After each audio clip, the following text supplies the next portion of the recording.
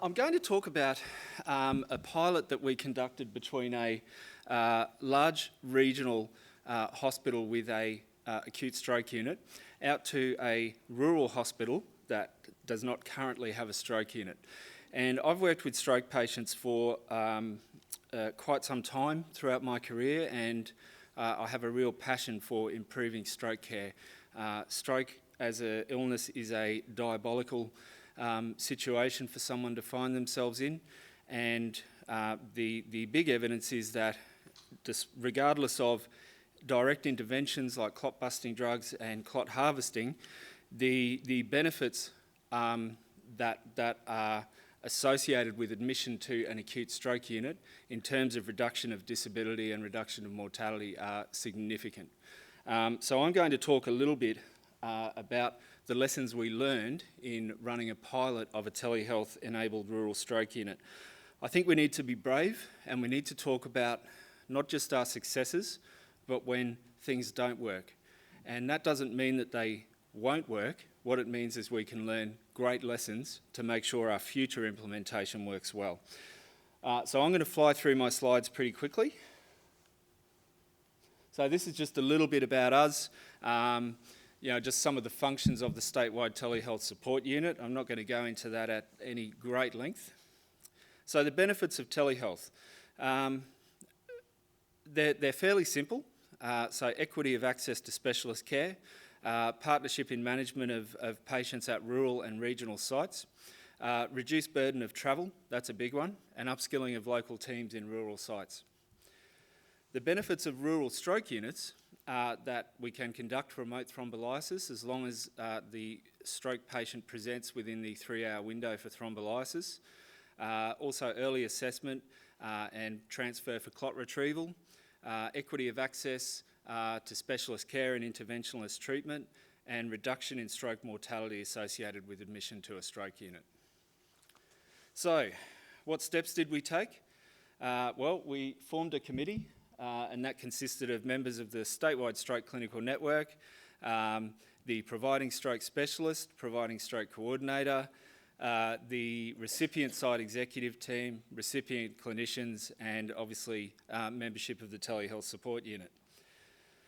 So we planned extensively. So that included 2 site visits where we stayed out at the recipient site for a few days on each occasion and worked intensively with everyone in the facility from the ground up. We conducted comprehensive engagement. We developed a communication plan. We identified the gaps. We identified the solutions, and then we set milestone dates. We developed a pathway.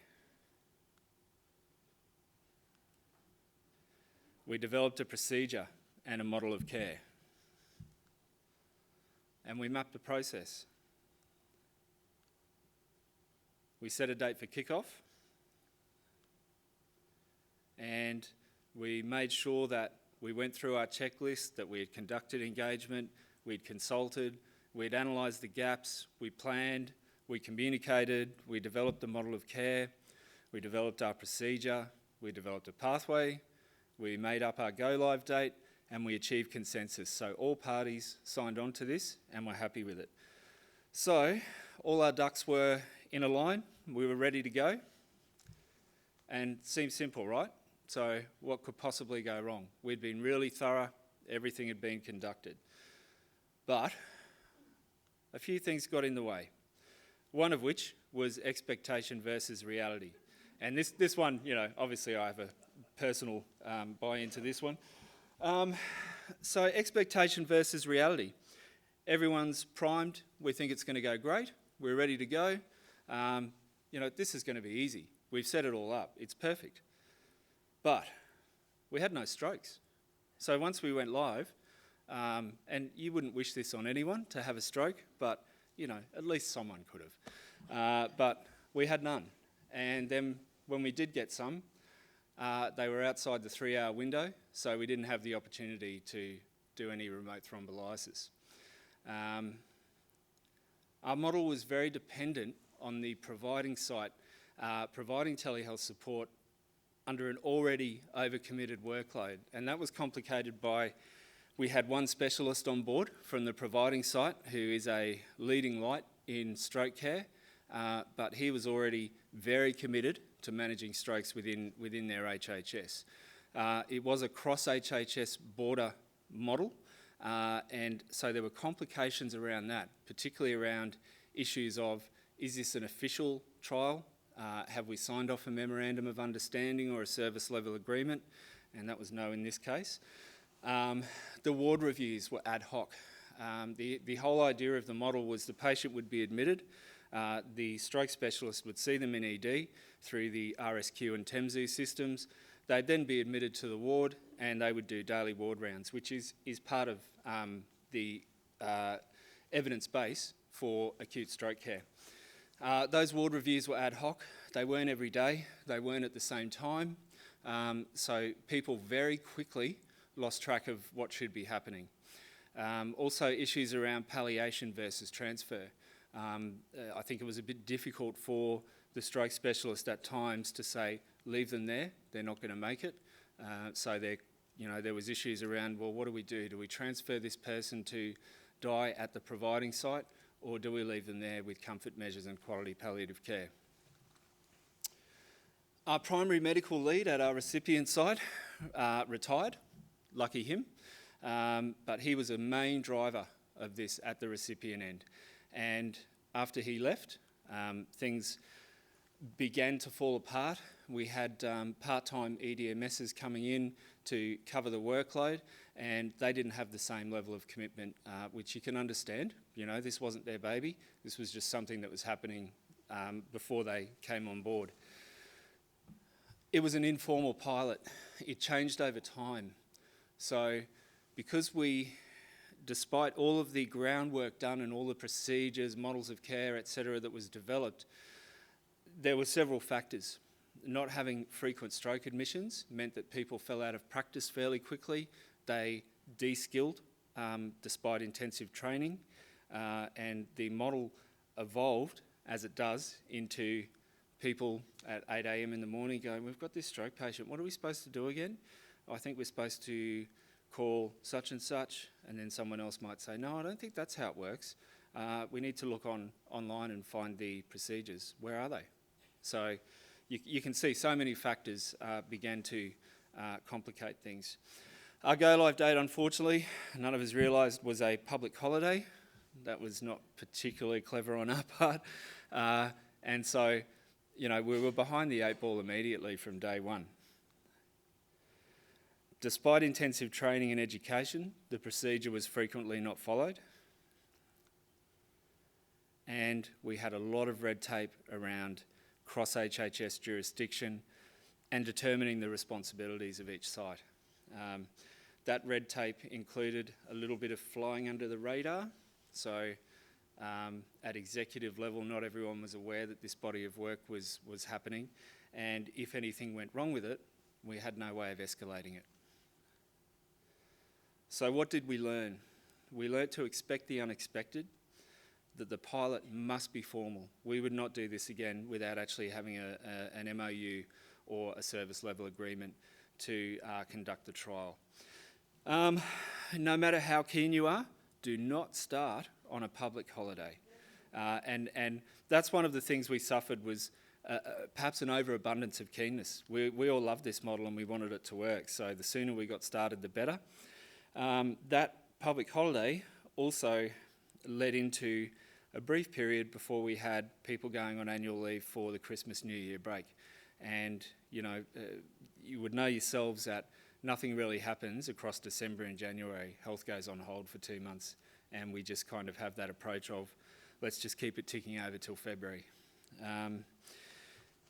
If you build it, they won't always come. And that, you know, we thought, oh, well, we looked at the data. The data said that there was a certain amount of stroke admissions every year to our recipient site.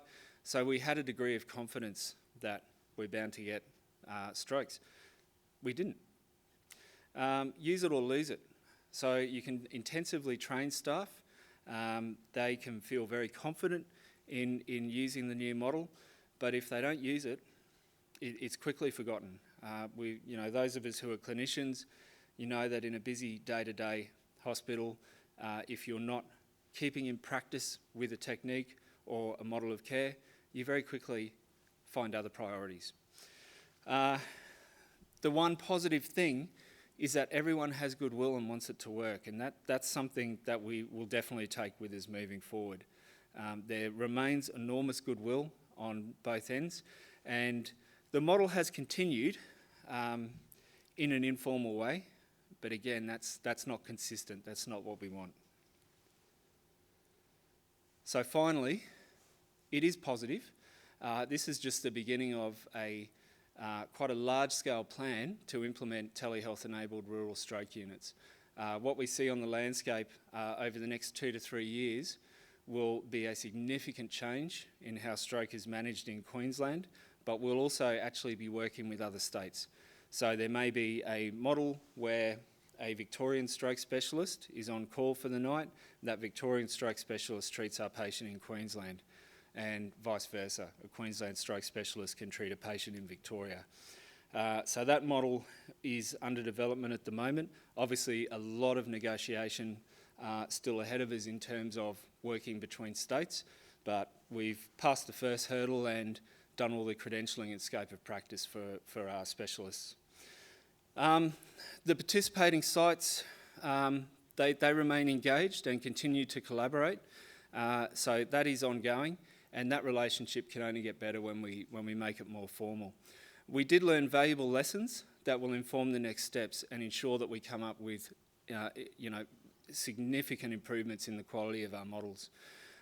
We have the basic building blocks, and we have the template of what a rural stroke unit looks like. And for us, that really just means onward and upwards. So we've got great work ahead of us, and taking these lessons on board will ensure that our models will be evidence-based and formal, and actually lead to better patient outcomes in stroke. So that's it from me. Any questions? Do we have any time, Steph? We've got a minute left. Any questions for Matt? Yes, thank you. So, I was just wondering, how long did it take you for when you came up with the idea to you were ready for you go live? Yeah, that's a good question. Yeah. I think from the first spark, I would say it was about 12 months. In terms of real planning and starting to get our teeth into it, I think it was probably about 9 months. And so, you can imagine how disappointed we were that it all sort of fell apart fairly quickly.